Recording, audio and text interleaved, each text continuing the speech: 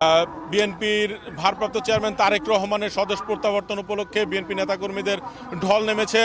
আমি এই মুহূর্তে আছি রাজধানীর খিলক্ষেতের লা মেরিডিয়ান হোটেলের সামনে। এখানে আমরা সকাল থেকে দেখতে পাচ্ছি যে নেতাকর্মীদের খণ্ড খণ্ড মিছিল নিয়ে নেতাকর্মীরা 300 ফিট সংবর্ধনা স্থলে যাচ্ছেন।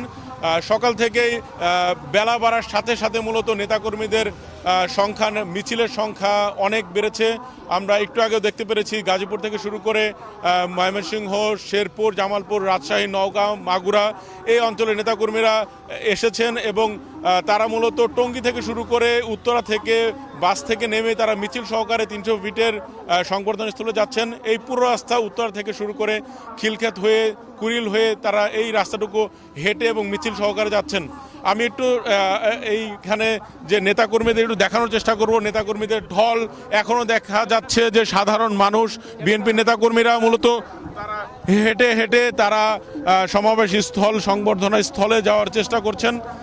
এছাড়া এই জায়গাটিতে মূলত রাস্তার পাশে ঢাকা জেলা বিএনপিকে এখানে অবস্থানের জন্য বলা হয়েছে। এখানে ঢাকা জেলা বিএনপির নেতাকর্মীরা এখানে আছেন।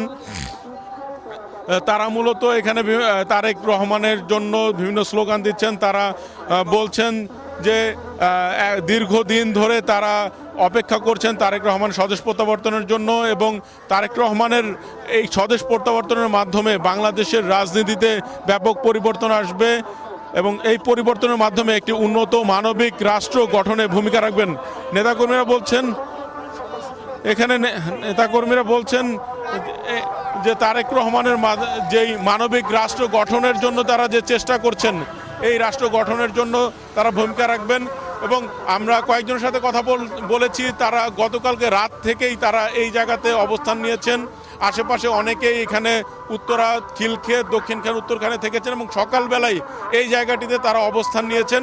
আমরা অনেক মহিলাদেরকেও দেখেছি এসেছেন এবং আমরা কিছু সাধারণ মানুষকে দেখেছি। তারা মূলত এখানে বিএনপির রাজনীতির সাথে জড়িত না, কিন্তু তারেক রহমানকে দেখতে এইখানে অবস্থান নিয়েছেন।